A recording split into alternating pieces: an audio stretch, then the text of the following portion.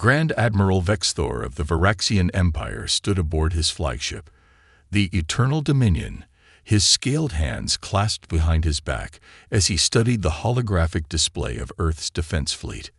His secondary eyes blinked in amusement while his primary set remained fixed on the scattered formation of human vessels. Such primitive design philosophies, he mused, addressing his bridge crew. Their ships lack even basic gravitic shielding. One would think a species capable of reaching the stars would have progressed beyond using chemical propulsion as their primary means of movement. His tactical officer, Sub-Commander Zarix, cleared her throat. "My lord, our preliminary scans indicate their vessels possess some unusual energy signatures we cannot fully classify." "Irrelevant," Vexthor dismissed with a wave of his hand. "Their entire fleet consists of barely 50 ships, none larger than our light cruisers. We have brought 200 vessels to this engagement. The outcome is a mathematical certainty." Aboard the UES Audacity, Commander Elena Reyes watched the Varaxian fleet's approach on her tactical display with practiced calm. Her XO, Marcus Wong, stood at her right shoulder, while Lieutenant Maria Santos, their tactical officer, worked her console with steady hands. "They're maintaining their rigid formation," Santos reported, a slight smile playing at her lips, "just as Intel suggested they would." Elena nodded, her dark eyes reflecting the blue glow of the tactical displays. "Predictable.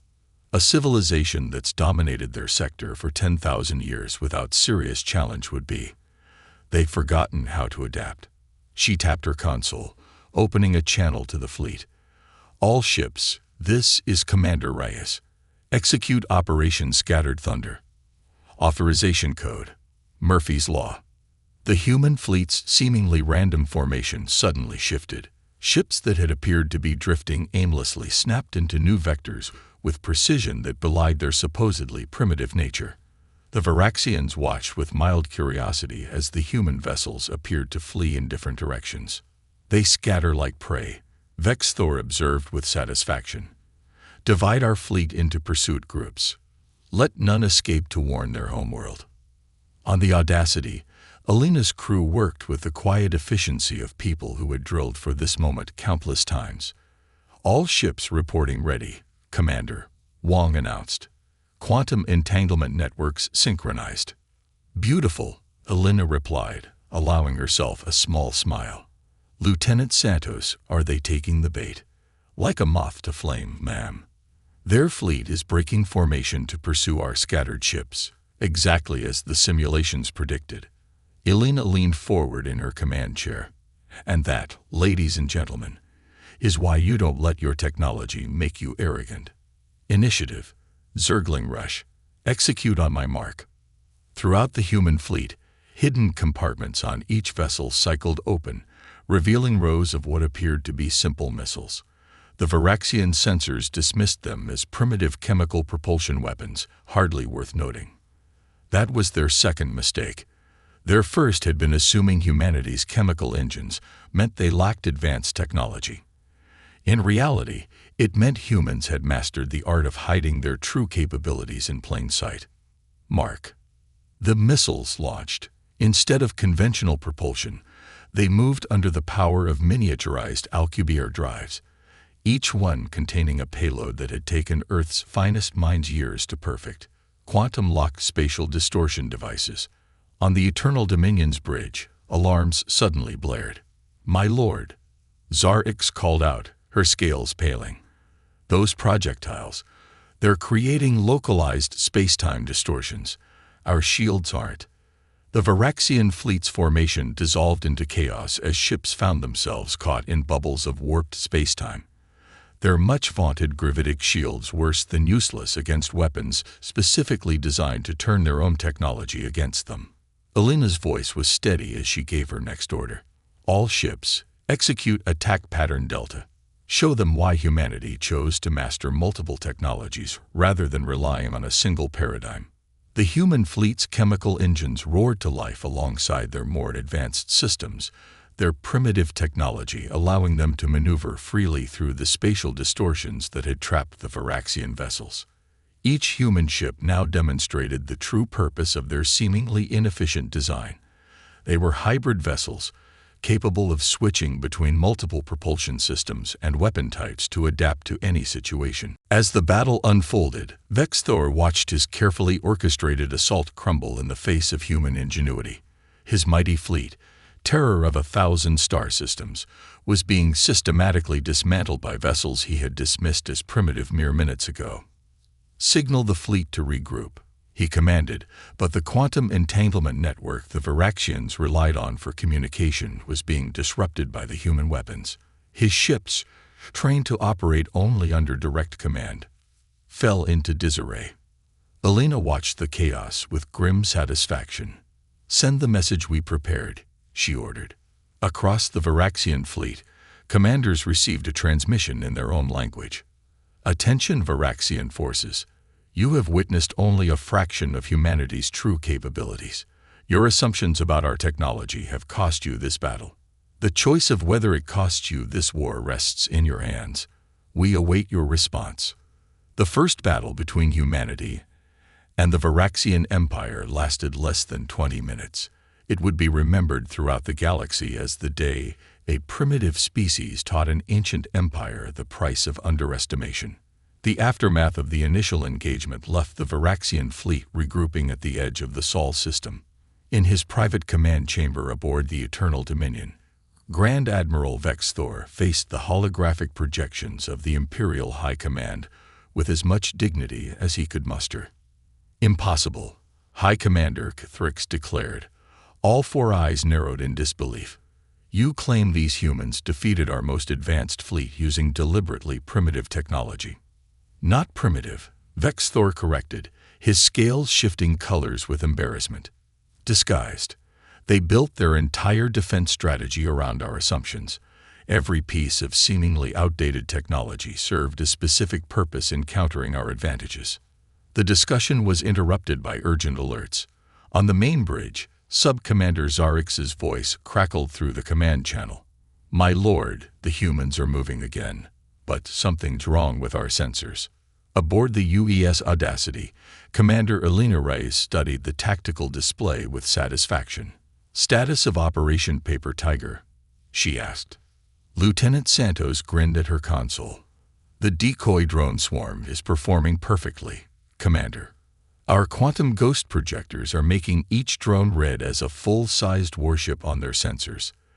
The Viraxians are detecting what appears to be a fleet of over 500 vessels, all while our actual ships maintain position behind Jupiter's magnetic field," Marcus Wong added. "Sometimes the old tricks are the best tricks." Elena nodded, remembering the countless hours humanity had spent studying the Viraxians' sensor technology. Their advanced gravitic detection systems were incredibly precise, and precisely why they'd never expect anyone to use simple electromagnetic interference as a countermeasure. "The beauty of evolution," Elena mused, "is that it teaches you to keep every working solution in your arsenal, not just the newest ones." Lieutenant Santos, initiate Phase 2. The drone swarm split into multiple attack formations, each one appearing to the Viraxian sensors as a full battle group. Their energy signatures perfectly mimicked the ones from their previous encounter, triggering the Viraxians' automated threat assessment protocols. On the Eternal Dominion, chaos erupted as the sensor systems reported hundreds of spatial distortion weapons launching simultaneously from multiple vectors. Vexthor watched in horror as his fleet scattered, desperately trying to avoid weapons that didn't actually exist. "Status report," he demanded. "My lord, we're detecting multiple fleet formations, but the energy readings are inconsistent," Zarix reported, her confusion evident. "The patterns match our records from the previous battle, but there's something off about the gravitic displacement calculations." Elena's voice came through on all Viraxian frequencies. "Admiral Vexthor, you're currently watching your fleet react to shadows. Consider this a demonstration of humanity's first principle of warfare. The superior weapon is the one your enemy doesn't realize you're using." As if to punctuate her words, the real human fleet emerged from behind Jupiter, their hybrid engines allowing them to use the planet's intense magnetic field as both shield and slingshot. They accelerated toward the scattered Varaxian fleet from an entirely unexpected vector. "Beautiful timing," Elena commented as her ships closed in. "All vessels, execute Operation Thunderbolt. Let's show them why humans never stopped developing ballistic weapons alongside our energy-based ones." The human fleet launched what appeared to be simple kinetic projectiles. The Varaxians, their defensive systems calibrated for the spatial distortion weapons they expected, barely registered the approaching threats. "My lord," Zarix called out in alarm. "Those projectiles, they're accelerating beyond normal physics. The kinetic rounds split open mid-flight, revealing themselves as carrier platforms for thousands of smaller projectiles, each equipped with miniaturized inertial negation fields. The Varaxian shields, designed to defend against energy weapons and spatial distortions, proved remarkably ineffective against smart bullets that simply ignored inertia. Multiple impacts across the fleet, Zarix reported as Varaxian ships began reporting damage. "Their projectiles they're phasing through our shields as if they weren't even there." Vexthor watched in astonishment as his mighty warships, protected by the most advanced shield technology in known space, were peppered by what amounted to extremely clever bullets. The humans had effectively brought gunpowder to an energy shield fight, and were winning. "Signal the fleet to reorient defenses," he commanded. "Recalibrate shields tow." "Sir," his communications officer interrupted, "we're receiving a transmission from all vectors simultaneously. They've somehow infiltrated our entire command network." Elena's voice filled every ship in the Varaxian fleet. "Your shields are designed to stop things from coming in. Ours are designed to let certain things through. It's a fundamental difference in philosophy that you might want to consider. We'll give you time to think about it. You have 2 hours to withdraw from the Sol system before we demonstrate our next primitive solution to your advanced technology." As the human fleet pulled back to a defensive formation, Vexthor found himself facing an uncomfortable truth. Every assumption his civilization had made about technological progression had just been turned against them. The humans hadn't just developed countermeasures to Varaxian technology. They'd developed entirely different ways of thinking about space combat itself. In the silence that followed, Elena's words echoed in his mind. 2 hours to withdraw, or face another demonstration of human ingenuity. For the first time in his long career, Grand Admiral Vexthor found himself seriously considering retreat. The 2-hour deadline had passed, and the Varaxian fleet remained in position. In his command center, Grand Admiral Vexthor reviewed the damage reports from the previous engagement with growing concern. A third of his ships had sustained damage from the humans' primitive kinetic weapons, and their entire sensor network was still struggling to separate real threats from the humans' phantom fleet. "They're testing us," he announced to his command staff. "Each engagement reveals another layer of their capabilities, while keeping their true strength hidden. The question is, how deep does this deception go?" Sub-Commander Zarix stepped forward, her scales shifting in the nervous pattern that had become common among the crew. "My lord, engineering has completed their analysis of the human weapons. They're elegant in their simplicity. Each one represents a technological path we abandoned centuries ago, refined to a level we never considered possible." On the bridge of the UES Audacity, Commander Elena Reyes received the report she'd been waiting for. "Confirm that, Lieutenant Santos. They're deploying their automated combat drones." "Confirmed, Commander. Detecting multiple launch signatures. The Varaxians are deploying their entire automated combat wing. Over 1,000 drones." Elena exchanged knowing looks with Marcus Wong.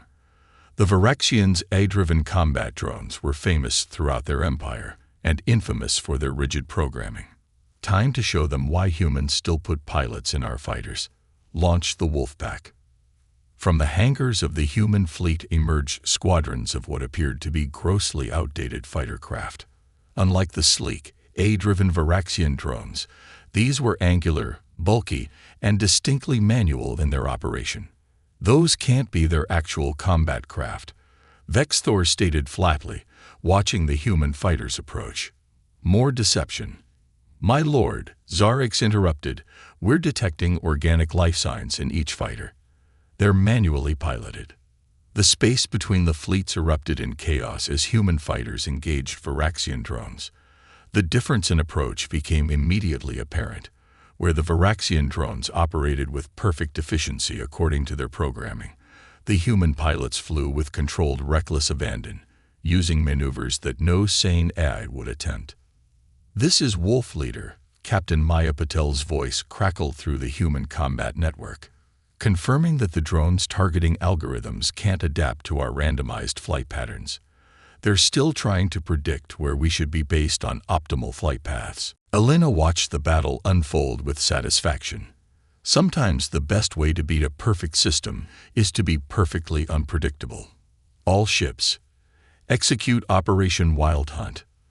The human fighters began implementing what appeared to be completely chaotic maneuvers, each pilot deliberately flying in ways that defied tactical logic.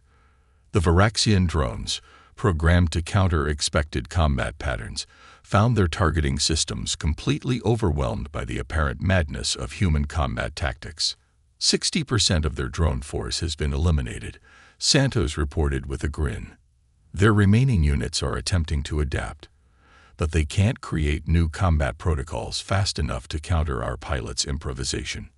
On the Eternal Dominion, Vexthor watched in disbelief as his supposedly superior drone force was systematically dismantled by pilots flying what should have been obsolete craft. How are they doing this? Sir, Zarix replied, her voice filled with dawning understanding. They're not just fighting irrationally, they're fighting impossibly. Each pilot is deliberately varying their response times and reaction patterns. The drones can't establish a baseline for prediction because there isn't one. The human fighters swept through the remaining drone formations like wolves through a flock of sheep. Each engagement lasted mere seconds, with human pilots executing maneuvers that seemed to ignore basic combat doctrine. Final drone eliminated, Santos announced, Wolfpack reporting minimal casualties.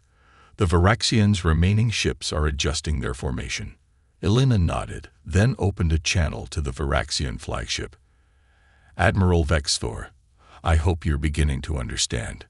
Your civilization's focus on perfecting singular paths of technological development has left you vulnerable to alternatives you never considered. We didn't abandon primitive technology. We evolved it alongside everything else. Vexthor's response came after a long pause. You use inferior technology in superior ways. No, Elena corrected. We use appropriate technology in unexpected ways. Your drones were more advanced than our fighters in every measurable way. But you forgot one crucial detail. Humans thrive on chaos. We don't just adapt to it. We create it, shape it, and use it as a weapon. As if to demonstrate her point, the human fleet suddenly shifted formation. Ships that had appeared to be maintaining standard combat spacing revealed that they had actually been gradually moving into an intricate three-dimensional pattern. All ships, execute Operation Gordian Knot, Elena commanded. The human fleet's formation suddenly made sense, but only after it was too late for the Viraxians to counter it. Each ship's position had been carefully calculated to create a massive interlocking field of overlapping gravitational distortions. By the first egg, Zarix whispered as her sensors registered what was happening. They've turned their entire fleet into a single weapon system. The human ships activated their hybrid drives simultaneously, creating a cascading wave of gravitational disruption that swept through space like a tsunami. The Viraxian fleet, their technology heavily dependent on gravity manipulation, found their ships suddenly trapped in a web of competing gravitational fields. As we said, Elena's voice echoed through the Viraxian command channel. Humanity never stopped exploring any path of technological development. We just learned to use them all together. Your move, Admiral. Grand Admiral Vexthor stood motionless before the tactical display, his scales a muted gray of deep thought. His fleet hung suspended in the human's gravitational web, but not completely immobilized, a fact that troubled him more than if they had been truly trapped. "They're giving us room to maneuver," he realized aloud. "Enough to make choices, but not enough to gain tactical advantage. This isn't just a trap, it's a test." Sub-Commander Zarix approached with a data tablet. "My lord, we've completed our analysis of the gravitational distortion field. There are gaps in the pattern. Regular ones." "Escape routes?" Vexthor asked, his primary eyes narrowing. "No, sir. They're invitation paths. The humans are deliberately channeling us toward specific coordinates." Aboard the UES Audacity, Commander Elena Rice watched the Varaxian fleet's subtle movements with approval. "They've noticed the patterns," she commented. "Lieutenant Santos, are they taking the bait?" "3 of their heavy cruisers are beginning to move along the designated vectors, Commander. They're being cautious, but they're moving exactly where we want them." Elena nodded to Marcus Wong. "Signal the Artemis Group. Time for Operation Looking Glass." From behind Earth's moon emerged 5 ships that had been hidden there since before the conflict began. Unlike the rest of the human fleet, these vessels were completely dark, running without power signatures of any kind. "Stealth ships." Vexthor scoffed when his sensors finally detected the minimal heat signatures. Another primitive attempt at. He stopped mid-sentence, his scales paling. No, that's what they want us to think." Zarix. Full spectrum analysis of those vessels. Now. But it was too late. The Artemis Group ships suddenly powered up, revealing their true nature. They weren't stealth vessels. They were mobile quantum mirror arrays, designed to capture and redirect energy. "All Artemis units reporting ready," Santos announced. Quantum mirrors aligned and calibrated. Elena allowed herself a small smile. "Execute Operation Newton's Third." The Artemis ships activated their arrays simultaneously. Every energy weapon in the Varaxian fleet suddenly found its output captured, amplified, and reflected back at its source. Shields designed to project energy outward proved remarkably vulnerable to having that same energy redirected back at them. Multiple shield failures across their fleet, Santos reported. Their primary weapon systems are automatically shutting down to prevent feedback loops. On the Eternal Dominion, alarms blared as system after system went into emergency shutdown. "How?" Vexthor demanded. "How did they develop quantum mirroring technology without us detecting it?" "Sir," Zarix replied, her voice quiet with realization, "they didn't. They're using our own quantum communication technology against us. They've modified our own principles into a weapon we never conceived of." Elena's voice came through once again on the command channel. "Admiral Vexthor, your fleet is now effectively disarmed. Your shields are compromised, your weapons are neutralized, and you're still caught in our gravitational web. But you might notice we haven't actually destroyed any of your ships." Vexthor's secondary eyes blinked in confusion. "You've had the capability this entire time. Why show restraint?" "Because this isn't about destruction, Admiral. It's about understanding. Each move in this battle has been designed to demonstrate a simple truth. Technological superiority isn't about having the most advanced solution. It's about having the most appropriate one." As if to emphasize her point, the human fleet began a new maneuver. Ships that had been maintaining the gravitational web suddenly shifted, their formations flowing like water into new patterns. The Varaxian fleet found itself surrounded by concentric rings of human vessels, each layer operating with different technologies. "What you're seeing now," Elena continued, "is humanity's real advantage. We don't just combine technologies. We create emergent strategies from their interactions. Each ring of ships in our current formation is running on different principles: chemical drives, quantum propulsion, gravitational manipulation, and several others your sensors probably can't even categorize yet." The human fleet's rings began to rotate in alternating directions, creating a complex, interwoven pattern of overlapping fields and forces. The Viraxian ships found themselves caught in what amounted to a technological symphony, each layer of human ships contributing to a greater whole. "This is impossible," Zarix whispered, watching her sensor displays light up with patterns she'd never seen before. The energy interactions alone should tear both fleets apart. But they're harmonizing them somehow. Precisely. Elena's voice held a note of pride. "We call this particular formation the concordance. It's what happens when you learn to make seemingly incompatible technologies work together instead of trying to perfect just one." The displays on the Eternal Dominion showed the true magnitude of their situation. The human fleet had created what amounted to a living sphere of interlocked technological systems, each one covering for the other's weaknesses while amplifying their strengths. "Your empire has spent millennia perfecting the art of gravitational manipulation," Elena continued. "We spent that time perfecting the art of adaptation itself. Every time you demonstrate a superior technology, we don't try to match it. We find 3 different ways to counter it, combine them, and create something entirely new in the process."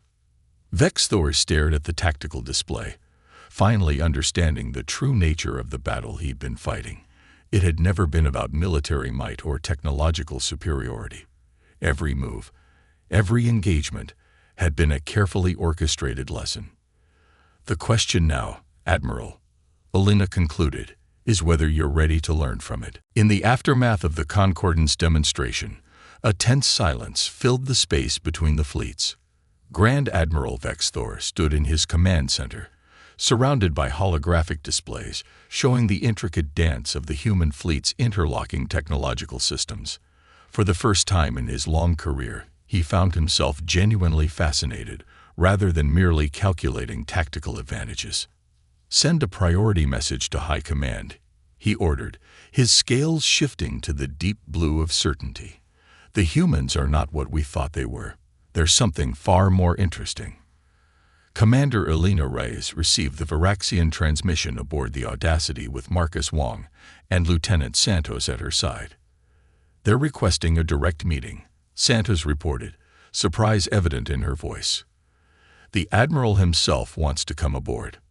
"Well," Elena smiled, "that would be a first in Viraxian history, wouldn't it? They never board inferior vessels." Within the hour, a small Viraxian shuttle approached the Audacity.